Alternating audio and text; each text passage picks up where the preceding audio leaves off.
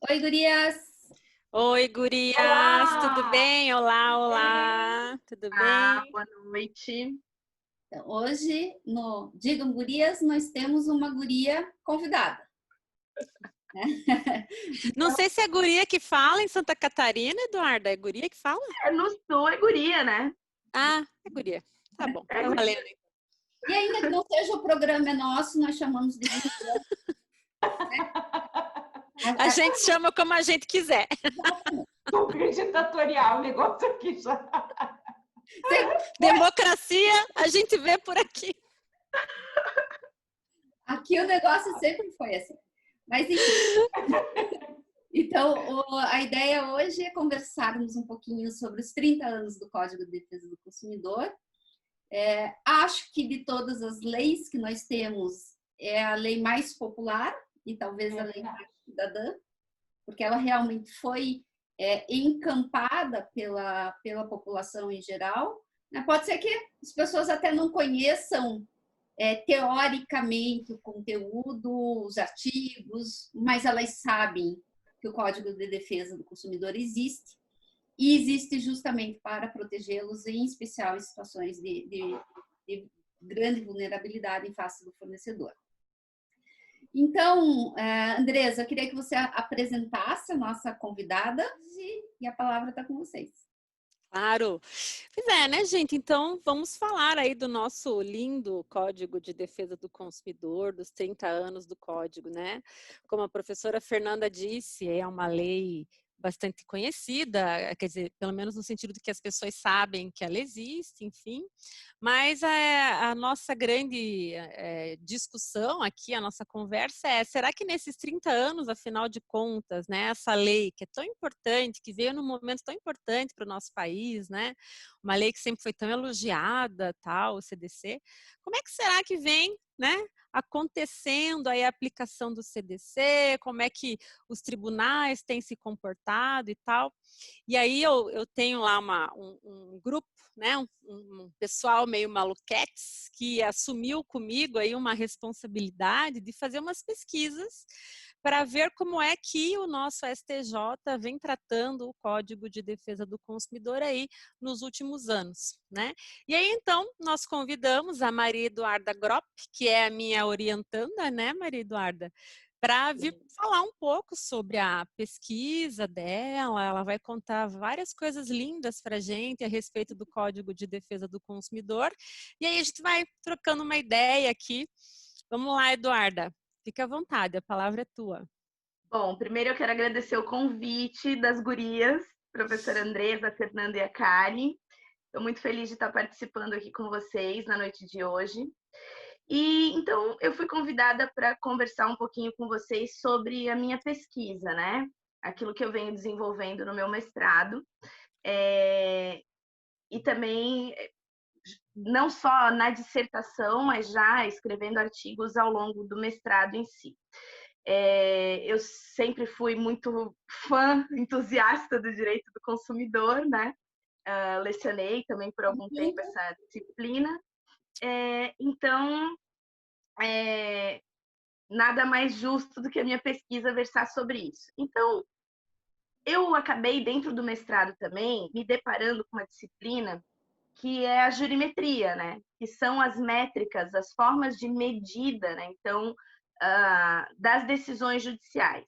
Então, gostei bastante, achei que é um método de pesquisa muito efetivo, porque normalmente no direito a gente tem essa pesquisa muito teórica, né? E às vezes é interessante a gente analisar na prática qual é o impacto daquilo que a gente pensa ser, né, no caso do CDC, uma legislação super. Pensa não, ela de fato é, né, uma legislação super avançada, moderna, que vem aí em consonância, vem atendendo inclusive as diretrizes dos órgãos internacionais, e daí, a partir do comando constitucional, foi inserido dentro do ordenamento jurídico como direito fundamental, coisa que todo mundo aqui está careca de saber. Mas é tudo muito lindo e o importante é aferir metricamente para determinar se os tribunais de fato veem, primeiro, a minha curiosidade, né? de fato reconhecendo a vulnerabilidade do consumidor nas relações de consumo, e de que maneira vem sendo trabalhadas, vão sendo trabalhadas essas demandas quando elas são submetidas ao judiciário, né? Então, para fazer uma pesquisa assim, até mais relevante, mais impactante, o nosso grupo de pesquisa definiu que o objeto do nosso foco seria o Superior Tribunal de Justiça, né? É o Superior Tribunal de Justiça, por ser também a Corte Cidadã e tudo mais. Eu cheguei, em um dos artigos que eu produzi, inclusive para a disciplina da professora, e a gente fez a submissão desse artigo à publicação, creio, né, estamos orando para que seja realmente publicado. Nesse artigo específico, eu acabei fazendo análise das garantias constitucionais do consumidor dentro do Supremo Tribunal Federal. Em outro momento, eu fiz a análise da defesa do consumidor no STJ a partir das súmulas que foram editadas após a promulgação e a vigência do CDC. Então, a gente tem um movimento muito... Então, como é que eu fiz essas pesquisas, né? Como é que faz jurimetria? É uma coisa bem rudimentar. Existem, claro, alguns programas, alguns softwares que auxiliam, melhor dizendo, mas a bem da verdade é que muitas das vezes a gente faz a mineração de dados, e eu tenho feito muita mineração de dados manualmente mesmo, através de planilhando no Excel, né? É bem rudimentar. Isso que é orientando a gente, no MOOC a menina está pesquisando, olha só. Que trabalho, né? Que trabalho. É uma trabalheira, mas assim, os resultados são muito bacanas, tá? Então, nessas duas pesquisas anteriores à minha dissertação que eu fiz pesquisas mais amplas, né? Então, assim, numa eu quis ver as garantias constitucionais no STF, na outra eu quis ver o movimento das súmulas que foram editadas a partir da promulgação do Código de Defesa do Consumidor. E nessa análise desse artigo que eu fiz a respeito das súmulas no STJ, a cadência decisória, o movimento das decisões foi bem interessante, porque depois de 2004, né, primeiro que a gente começa a identificar a simulação de matérias do CDC no STJ a partir de 2004. E aí a gente tem inicialmente uma tendência pró-fornecedor, que me parece ainda ser resquício do período pré-CDC, né? Porque até toda a demanda ser submetida ao judiciário, ser analisado, e aquilo virar súmula realmente, aparentemente, o que eu percebi é que talvez isso fosse ainda resquício desse período pré-CDC, e a partir de 2012 a gente vê um movimento reverso. Então, aí começa a subir a curva da proteção do consumidor. Então, foram analisadas, eu não recordo agora exatamente o número de súmulas, eu teria que olhar o artigo de novo, mas, assim, foram analisadas súmulas de diversos teores, né? Mas sempre versando sobre a defesa do consumidor. E aí, depois de 2012, aliás, a partir de 2016, né? Fica um lapso de tempo de 2012 a 2016, onde a edição das súmulas são favoráveis ao consumidor, e a partir de 2016, existe um privilégio ali para o fornecedor. De novo, tem uma movimentação em 2017, 18 e 19, com edição de poucas súmulas, e essas também mais direcionadas ao consumidor, né? Mais favoráveis ao consumidor. Curiosamente, em paralelo, na pesquisa que eu fiz no Supremo Tribunal Federal, em 2016, a gente também vê uma curva decrescente em relação à proteção do consumidor. Então, aparentemente, talvez exista uma motivação externa que acabe influenciando na movimentação desses tribunais durante esse período. Porque coincide, 2016 no STJ baixa a defesa do consumidor e no STF também. Depois volta a subir um pouquinho e hoje a gente tem algo assim levemente pendente para o fornecedor. E aí, depois de fazer todas essas pesquisas mais amplas, onde eu considerava a vulnerabilidade de uma forma mais ampla e as garantias constitucionais também de forma mais ampla, eu resolvi, na minha dissertação, então, afunilar um pouco, fazer um recorte um pouco mais aprofundado para analisar, de fato, uma temática específica dentro do direito do consumidor. E eu sempre me interessei muito por estudar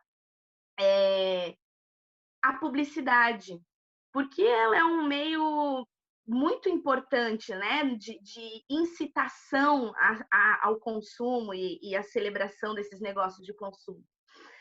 E aí, partindo do paradigma da sociedade atual, que é a sociedade de massa, a sociedade de consumo, sociedade da informação, enfim, os autores aí, sociólogos, filósofos, dão diversos nomes, mas partindo desse paradigma, então, a publicidade nesse viés, ela tem mais influência ainda.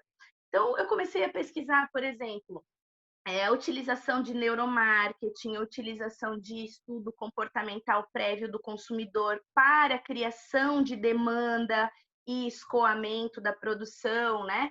Enfim, a gente tem ali a questão do paradoxo da felicidade, do paradoxo da dignidade da pessoa humana. Então, a pessoa hoje, na atualidade, ela se sente digna quando ela pode consumir, né?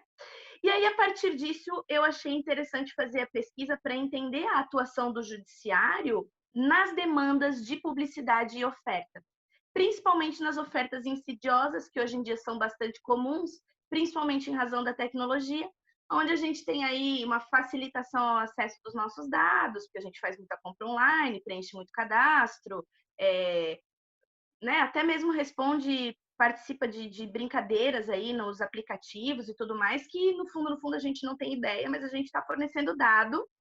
E esses dados são, tipo, super valiosos, né? Um outro artigo que eu até escrevi e publiquei em conjunto com um colega meu, do grupo de pesquisa, o Jefferson, que também foi orientando da prof.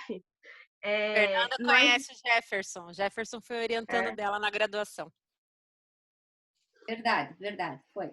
Então, a gente escreveu um artigo falando sobre a mineração de dados e a privacidade do consumidor, né?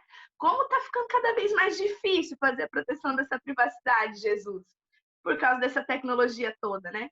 Ah, tem a LGPD agora. Tá bom, vamos ver se ela vai realmente ser tão efetiva quanto se acredita, né? Ao menos que você faça como a Fernanda, que ela responde errado para enganar os algoritmos, né, Fer?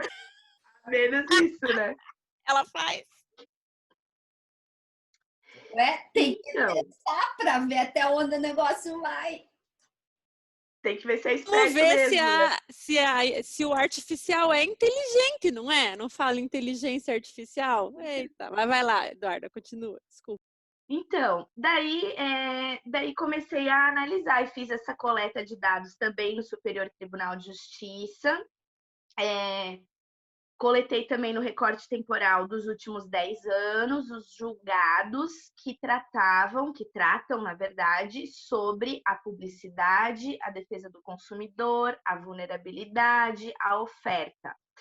E a partir daí, eu sou péssima com números, tá? Então, eu lembro, assim, vou chutar, eu acho que eu achei 30 e pouquinhos acórdãos, tá? Mas não lembro exatamente do número agora. E aí eu fiz toda a dissecação desses acórdãos, inclusive através de softwares, para fazer a leitura, e eu criei alguns gráficos. Através da análise desses gráficos, eu consegui chegar a conclusões muito interessantes. Como, por exemplo, a proteção do consumidor, quando se trata de matéria de publicidade, normalmente na demanda individual não é reconhecida. Ou quando se trata de oferta insidiosa, né? Não é reconhecida. Agora, nas demandas coletivas, de fato é. Então, a gente vê essa proteção mais presente quando a demanda é deflagrada aí, ou por um PROCON, por uma associação do Ministério Público, né? E assim, já que a gente está num papo informal, né? Mas a sensação que dá é que o tribunal não dá muita bola assim, para demanda individual, sabe? porque não tá muito afim, não. Ah, vá! Sério? Para, jura? Mas Então, eu até preciso fazer um comentário sobre isso, que é algo que a gente tem que pensar, não dando razão ao tribunal, mas pensando sob viés do código mesmo. O código ele foi pensado para ações coletivas. Ele não é utilizado para ações coletivas, mas ele foi pensado para isso. Tanto é que ele tem instrumentos processuais ali belíssimos, né? Mas, infelizmente, até pela pouca atividade dos órgãos e associações que deveriam realmente estar propondo essas ações. Então, assim, não tô dando a escusa pelo tribunal, né? Mas... Ah lá, Fernanda, defendendo Gilmarzinho, né, Fernanda? Ah, sei. De forma alguma. Mas eu acho que muita culpa nossa também. Culpa nossa que eu digo operadores do direito que não usam os mecanismos coletivos como eles deveriam ser utilizados. Isso assim, eu acho que de todas as conquistas que o Código trouxe nesses 30 anos, essa é ainda a que precisa ter mais eficácia. Né? Essa é a que precisa realmente se apresentar à sociedade. O resto, assim, vou colocar em termos mais vulgares, já está dominado. Assim, dominado no sentido, né? As pessoas conhecem os seus direitos, elas sabem até agir individualmente. Então, usar o consumidor.gov.br, usar os outros sites de reclamação, ir ao juizado especial e propor uma ação, seja com um advogado ou sem. Então, nesse sentido, eu acho que muitas pessoas já entenderam o mecanismo da defesa do consumidor, mas as ações coletivas a gente ainda vacila. Sei, E você sabe que é engraçado? Quando a Eduarda veio, acho que foi uma das nossas últimas reuniões de orientação, né, Eduarda? Que a Eduarda veio para mim com esse dado, eu digo, nossa, eu sempre digo isso, mas eu não tinha como comprovar, agora eu vou usar os seus gráficos nas minhas aulas. Já pedi quando ela publicar, ela vai me deixar, né, vou colocar lá a fonte, obviamente, mas é de fato, né? Então, mas de fato, quando a gente fala em... Hã? Já estou esperando ansiosamente por essa publicação. Então, pois é. Mas é uma coisa que eu sempre digo, né? Quando a gente fala em publicidade, de fato, o que é efetivo mesmo é a tutela coletiva. A tutela individual enfim, é insignificante, né? Praticamente a atuação no judiciário nesses casos, né? Vai lá, Eduarda. Não, e além dessa descoberta, né, através dessas coletas de dados, eu também verifiquei que, no fundo, o que o tribunal tem levado em consideração em relação à questão da publicidade, da oferta, é de fato o privilégio ao princípio da informação. Então, assim, não existe muito assim uma situação de se houve um algoritmo, se houve alguma coleta insidiosa. Não, o importante é que de fato houve a informação, né? A informação ostensiva acerca do produto ou do serviço, e aí considera-se, pelo menos até agora, o que a maioria das decisões tem decidido, é que, né, é o suficiente para preencher, então, esse princípio da boa-fé. E não se tem realmente ainda, né? É também tudo muito novo, tudo muito incipiente, né? Não se tem, de fato, ainda uma análise sobre a preparação dessa publicidade, o estudo prévio do comportamento do consumidor. Até porque, assim, o judiciário não tem nem instrumento para aferir isso aí, né? Não, e eu tenho que contar para vocês que quando a Eduarda veio com a pesquisa dela pela primeira vez, ela queria falar sobre isso. Professora! Ela queria, vou te dedurar agora. Ela queria ver como é que o STJ vinha decidindo sobre neuromarketing, sobre mineração de dados e tal. Eu digo, olha, A pesquisa vai morrer antes de começar. Eu falei assim, olha, eu tenho para te dizer que eu acho que você não vai achar muita coisa. Gente, a menina teve uma decepção, ela não achou nada, não tem nada. Nada. Mas eu te digo outra coisa, que você não acha nada ainda dentro do tema publicidade. É pouquíssimo. Não, mas tem mais um assunto. Privacidade. Ah, não vai achar nada. Eu já fiz essa pesquisa porque eu estava escrevendo um artigo sobre isso. Violação de privacidade por publicidade. Você não acha nada. Muito obviamente porque o brasileiro tem um relacionamento estranho com as noções de privacidade. Então ele não reclama dessa invasão feita pela publicidade, né? Sim. E muito acho que também por desconhecimento. Até porque as pessoas não sabem, né? Que as formas publicitárias também podem ser violadoras de publicidade, de privacidade. Então, já põe aí para uma pesquisa de doutorado. Boa ideia. Uma outra coisa que eu sugeri para você para pesquisar no doutorado, nem vem, Fernanda. Ela já tem já tinha passado um outro tema, eu acho. Sei lá, eu vivo inventando moda e passando para os outros. Eu devo ter registrado em algum lugar. Mas vai lá, Eduarda. E aí, quais foram as suas conclusões com o seu trabalho? Então, ainda não estou nas conclusões, né? Eu consegui montar esses 4 gráficos aí que falam sobre a natureza das ações, que a maioria é coletiva, os resultados dos julgamentos, que é um gráfico bem interessante ali, que trabalha decisões em prol do consumidor no ano de 2013, 2015 e de 2018. Novamente, a gente tem um gráfico sobe e desce. Não se pode afirmar assim uma curva parelha, sempre estanque, vai estar sempre em... Não, é sazonal mesmo. Isso eu tenho percebido em todas as minhas pesquisas. E um dado interessante que eu acabei coletando do CNJ, de uma pesquisa encomendada, é um pouco antiga, tá? Mas é um dado interessante e a pesquisa aparentemente ainda não foi atualizada. Pesquisa de 2009, que diz o seguinte, que a depender da influência econômica do fornecedor, a gente vai ter um resultado mais positivo para ele nos tribunais ou não. Né? Eu podia dizer isso de graça. O CNJ não precisava nem gastar dinheiro fazendo uma pesquisa sobre isso, gente. Eu ia dizer isso assim, só de pá. Só de experiência, né, professora?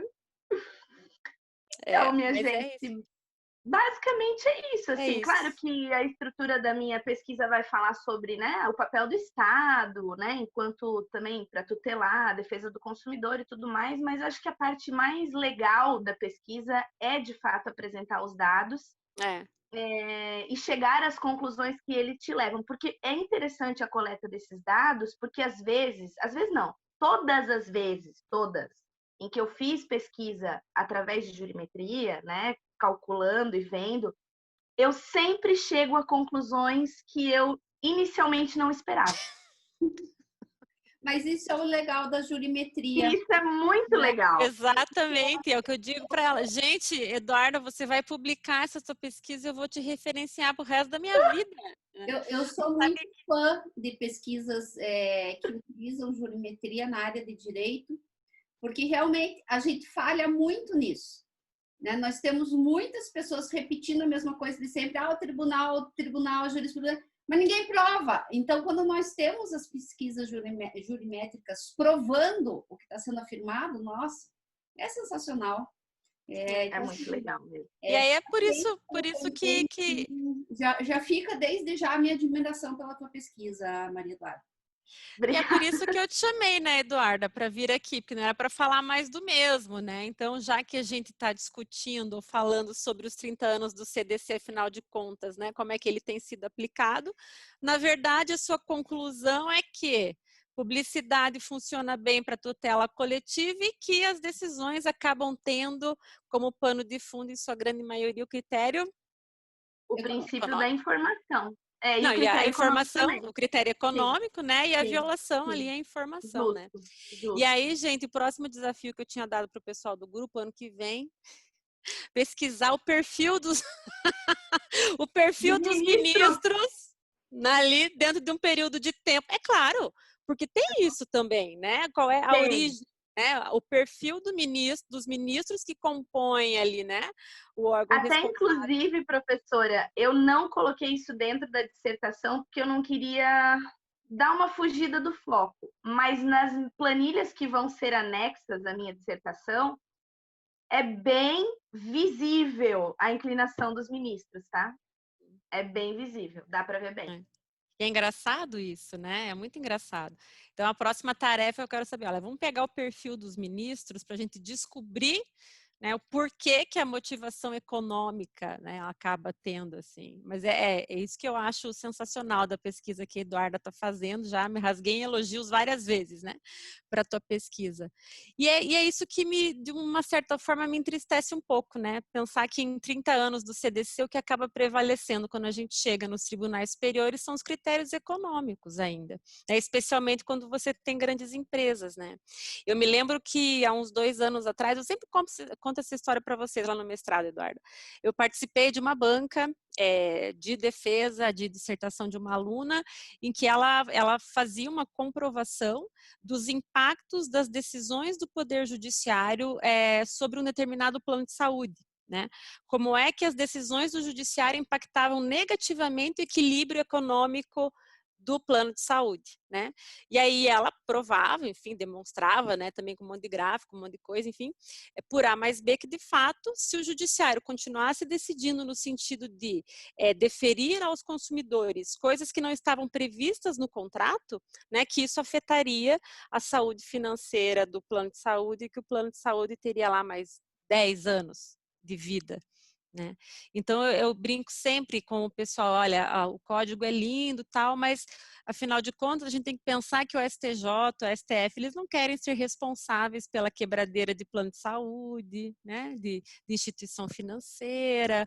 Então a gente tem ainda essa questão do econômico, né? O aspecto econômico, o interesse econômico, né? Ainda como Isso que eu pano ia de falar, eu fundo acho das que aí decisões. a gente tem que pensar duas coisas, né, Andres? Uma é realmente o equilíbrio econômico-financeiro é necessário, a gente não pode descartar essa questão, é princípio da ordem econômica, a gente tem que observar isso, mas, ao mesmo tempo, o fato de observarmos isso não pode fazer com que a gente incentive práticas abusivas. Incentive isso, claro. Dá Com para certeza. os dois? Dá, é só querer. O problema é que hoje não se quer. Né? Hoje, realmente, os interesses econômicos estão prevalecendo cada vez mais sobre normas, mais do que consolidadas durante esses 30 anos. E foi aí que eu vou dedurar a dona Maria Eduarda agora. Ela foi fazer lá, foi estudar análise econômica do direito, sabe, dona Fernanda, que a senhora diz que a senhora gosta, né? Eu gosto. E ela me veio um dia para orientação, professora, porque eu vou pegar aqui o livro do fulano, da economia, não sei o quê. Eu falei, Maria Eduarda, deixa eu te perguntar, porque o meu marco teórico vai ser o economista. Maria Eduarda, volta, pisa no chão, filha. Eu não estou falando em análise econômica do direito.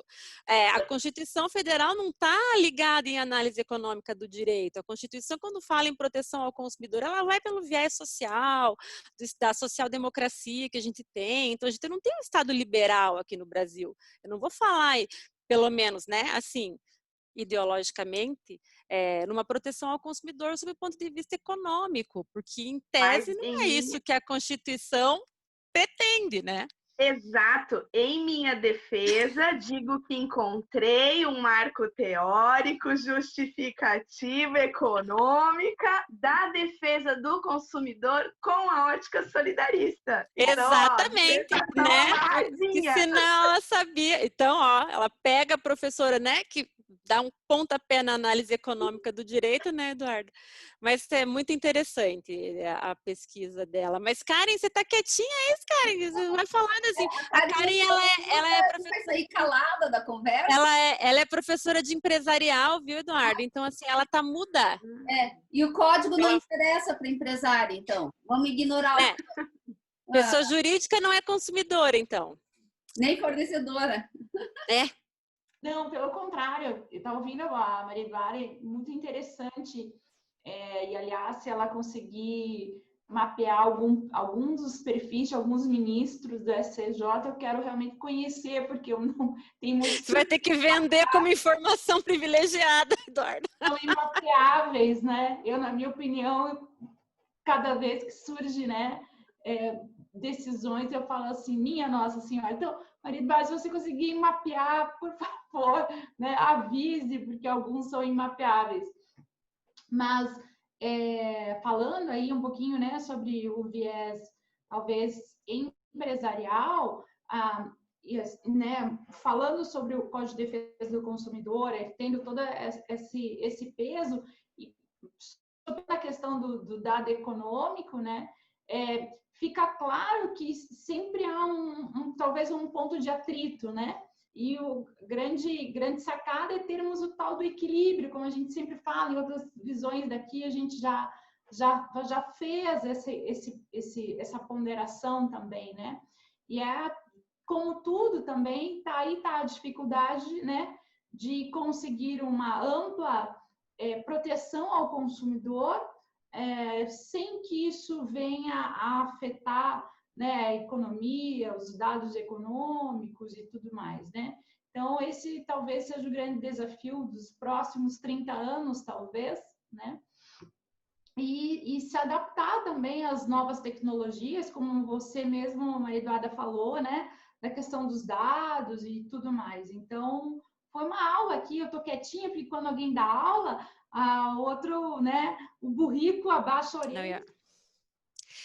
Não, Karen, a gente faz um Digam Gurias um dia só para você falar bem da empresa. Porque às vezes é difícil também. Concordo. Eu acho assim, não, peraí. Não é que a gente seja contra empresas, muito pelo contrário. Não, mas não, a gente verdade, não é mesmo. Isso, não. Né? Que, assim, às vezes a forma como a Andresa coloca parece que a gente é tudo. Não. Eu sou contra.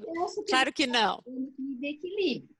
Tanto nós temos consumidores que agem de má fé, que estão errados, que extrapolam no uso dos seus direitos, como nós temos empresas que se adaptaram perfeitamente às normas do CDC e prezam pelo cumprimento dessas normas, assim como nós temos empresas que vão fazer a prática abusiva parte da sua contabilidade e toca embora, né?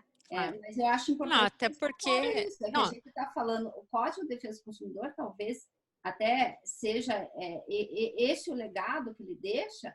Ele não é um código de defesa do consumidor, ele é um código de defesa da relação de consumo.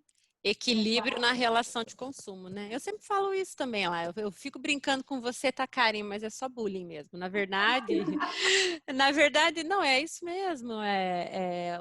O ideal é o equilíbrio, né, na relação de consumo e de fato. O código, quando bem utilizado, né, as empresas sérias sabem utilizar o código, inclusive cativam os seus consumidores, né?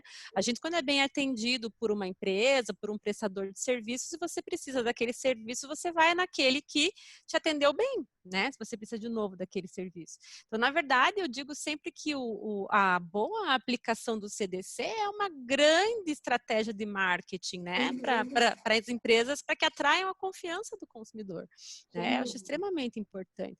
Inclusive, eu sou da opinião que toda empresa tinha que ter ali curso, né, de direito do consumidor em company para todos os seus funcionários o tempo inteiro, né, para que quem trabalha, especialmente quem trabalha direto com o público, né, para que tenha um treinamento adequado, para que saiba, né, o que responder para o consumidor, enfim, a gente vê, né, muita coisa, muito problema de comunicação, de informação, como a Eduarda colocou, muitas vezes é porque quem está atendendo o público ali não está preparado para isso.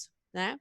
Eu acho que isso é uma coisa que ainda o código existe, todo mundo sabe que ele existe, mas sabe aquela coisa de talvez ali as pessoas se prepararem mais, assim, não sei se eu me fiz entender. Sim. É aquela coisa, né, gente, lá em 2009 veio lá aquela alteração no código dizendo que todo estabelecimento comercial tem que ter Mas eu estava pensando nisso agora mesmo. Nossa, então, que coisa. Né? Então, aí a gente chega no estabelecimento comercial, tem o código lá, com plástico ainda, nunca aberto. Eu estava pensando justamente nisso. Que coisa. quando eu Hoje falo meio... dessa lei, vamos, né? Essa lei, ela tem uma, como é que eu posso dizer? Uma vantagem, que é informar aos desinformados que ali está sendo realizada uma relação de consumo e que o código é aplicável naquele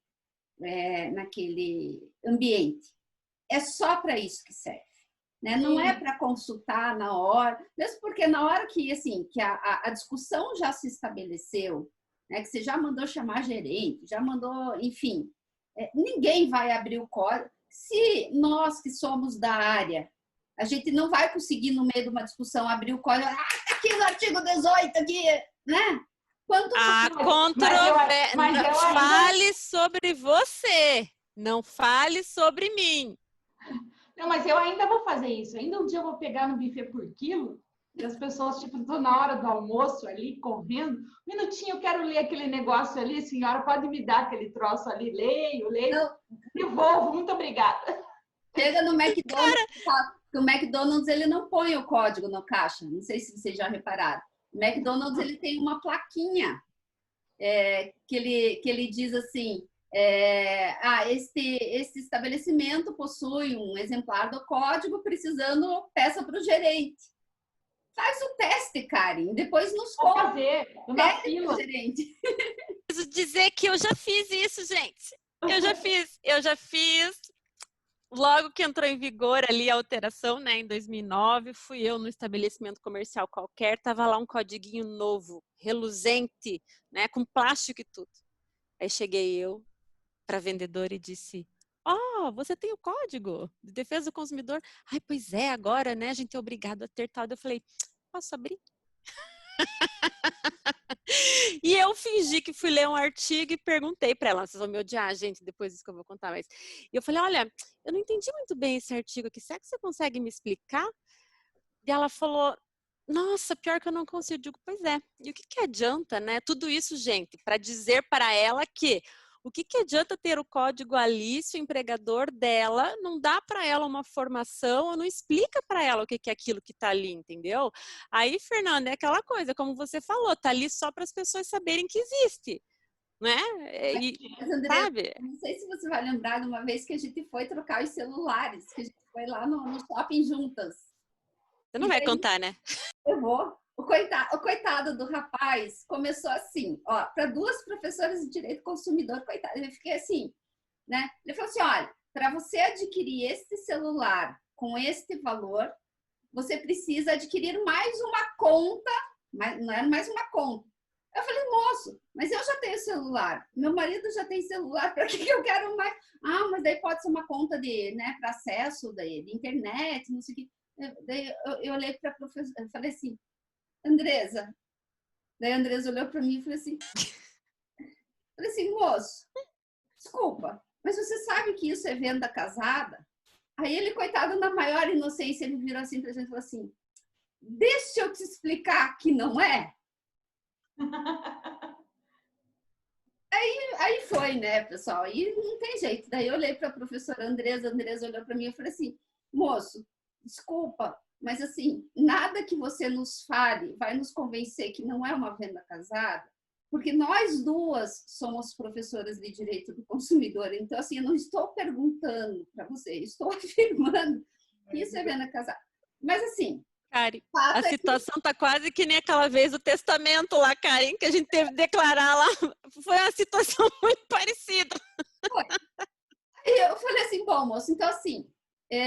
para mim não me interessa, realmente eu não tenho interesse em uma linha, vou comprar o celular em outro lugar, enfim, né?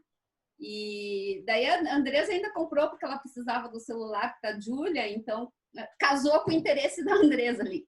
Mas assim... Na verdade, gente, eu sou consumista, dane-se. Mas essas situações acontecem corriqueiramente, né? Então, isso que a Andresa colocou, eu acho interessante.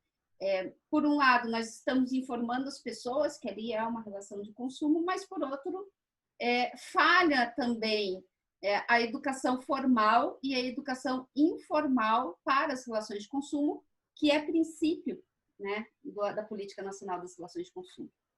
Nós não estamos preparando As crianças, nós não estamos preparando os jovens para estarem no mercado de consumo. Né? E nós não estamos nem ainda conscientizados sobre o problema do assédio ao consumo, né, Eduarda? Do neuromarketing, da mineração de dados. As pessoas não sabem e os não têm ideia. fingem que não sabem também, e aí fica aquela coisa. E eu acho que esse é o grande desafio do futuro, né? Eu acho que esse é o grande desafio do futuro aí. E agora até me passou aqui na cabeça uma outra coisa, né? Que eu acho que a gente já conversou sobre isso, né, professora? Com toda essa tecnologia e todas essas questões de desinformação, realmente o consumidor ele não tem a menor ideia assim, de quanto ele está exposto na internet. E aí vem aquela discussão, esse consumidor ele é vulnerável ou ele é hipervulnerável, né? Olha aí, esse é um outro tema aí, né? Mas até, Maria Eduarda, aproveitando essa questão da tua pesquisa, da mineração de dados, etc., uma coisa que é muito interessante, recentemente foi feita uma pesquisa nos Estados Unidos se as pessoas abririam mão de dados pessoais para auxiliar nos aplicativos de controle da pandemia, etc. E a maioria falou que jamais abriria mão dos seus dados para auxiliar, ainda que fosse questão de saúde pública, etc. Só que essas mesmas pessoas são aquelas que ficam respondendo quiz do BuzzFeed lá. Quiz, né? Jesus, Colocando um monte de dado pessoal lá. Vai lá e faz check-in no Facebook. Você é o Vader ou é o Luke Skywalker? Aí a pessoa vai lá e responde, ó, dá-lhe ceder dado pessoal para ganharem dinheiro com esses dados, né? Mas na hora de auxiliar em políticas públicas necessárias acontecendo uma pandemia, daí não. Daí o dado é meu. Isso aí é característica básica do sujeito da sociedade de consumo, né? É básico. Eu não vou xingar. Gente, Egoísta, alienado. reflexões existenciais aqui hoje nos 30 anos do Código de Defesa do Consumidor, né? Quero ver ano que vem, que são os 30 anos de início de vigência, como é que vai ser, né? A gente vai estar gravando aqui, o que nós vamos descobrir de diferente? Olha, tá aí lançado o desafio. Para o ano que vem, nos 30 anos de início de vigência. O que a gente vai trazer de novo? Vamos lá. Maria Eduarda vai nos ajudar, com certeza. Claro. Ela vai, porque ela tem que defender a dissertação dela até março, então até lá ela já vai estar livre. Não, né, Eduarda? Nossa. Maria Eduarda, obrigada pelo teu tempo. Obrigada, guria. Estou super curiosa para ver o resultado final. Parabéns pela dedicação. Obrigada. Até mais, gurias. Até mais, gurias. Valeu, beijo. Até mais. Obrigada, boa noite. Obrigada. Não precisa derrubar.